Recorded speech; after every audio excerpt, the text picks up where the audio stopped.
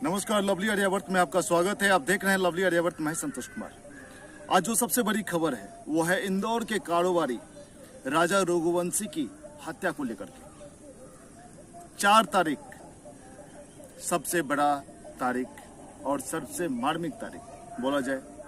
11 मई को शादी हुई, 23 मई को मर्डर हुआ, 2 जून को सब मिला और 9 दिन बाद उनका खुलासा हुआ कि आखिर मर्डर कैसे हुआ।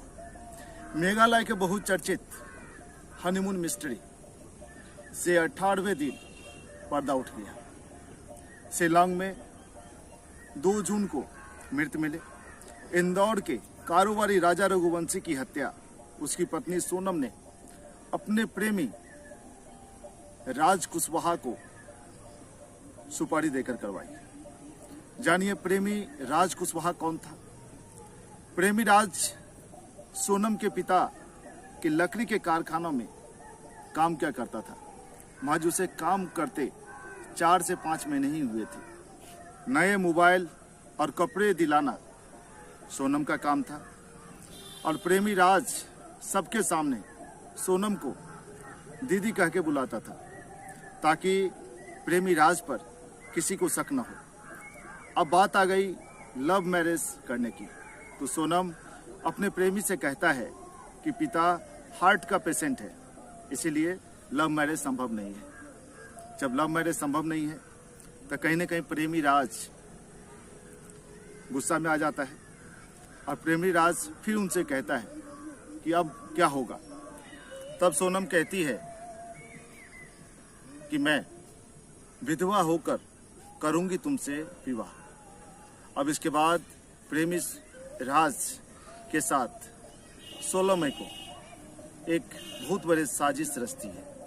साजिश ये होता है कि सोनम अपने पति राजा को मर्डर करना चाहती है और इतना ही नहीं, साजिश इस तरह से रचा जाता है कि लूटपाट की कहानी बताकर पति की हत्या कर देंगे और मैं विधवा बनकर रहूंगी, तब मुझे तुम शादी कर लेना और तब पिताजी भी मान जाएंगे। ऐसा कहता है सोनम अपने प्रेमी राज से।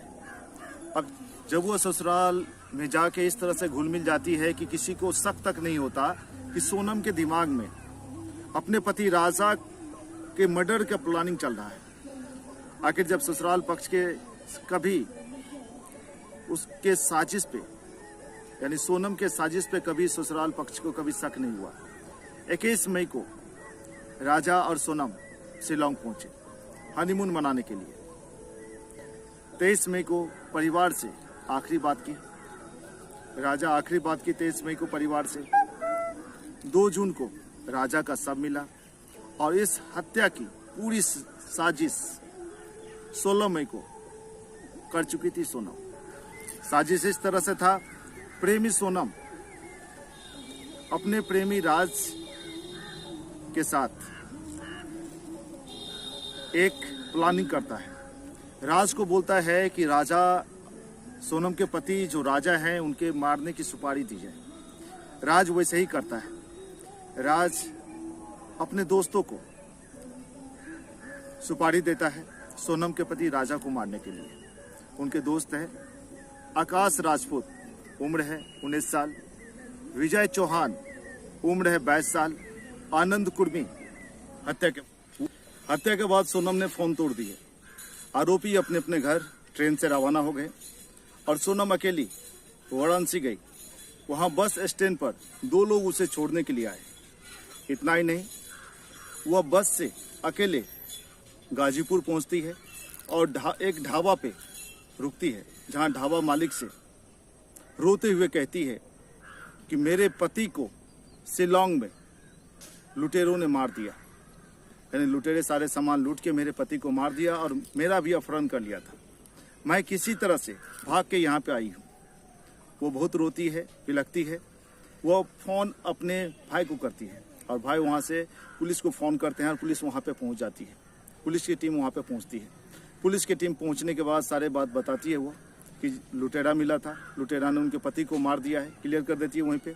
और इतना ही नहीं, ये भी बोलती है कि हमें अपहरण कर लिया गया था और मैं किसी तरह से जान बचा के यहाँ तक पहुँच पाई हूँ।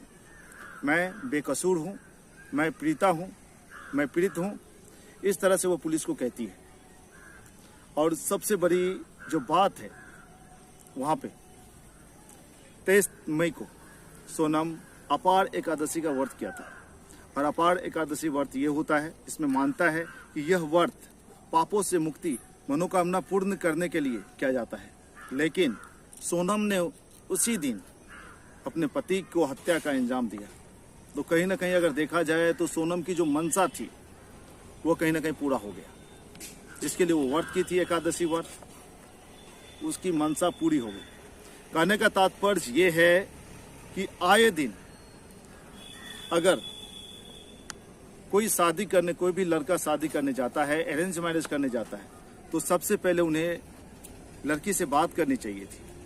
और बात ये करनी चाहिए कि वो उसे कोई और लड़का तो कोई पसंद नहीं है। अगर कोई और लड़का पसंद है तो वो उन्हें बता दे, ऐसे विश्वास दिलाना चाहिए कि आप हमें बता दीजिए, अगर कोई और लड़का पसंद है तो हम इन बातों की चर्चा कहीं नहीं करेंगे। लड़का ये बोलना चाहिए लड़के को कि हम आपके बारे में मना कर देंगे, मुझे लड़की नहीं पसंद है।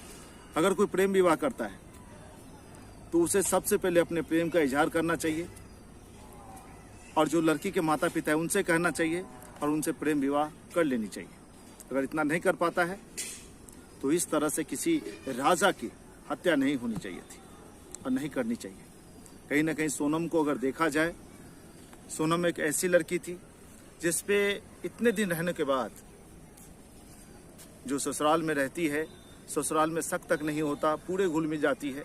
और किस तरह से वो मर्डर पूरा प्लानिंग करती है, मर्डर प्लानिंग, वो शिलांग जाके अपने पति की हत्या करती है, हत्या करवाती है।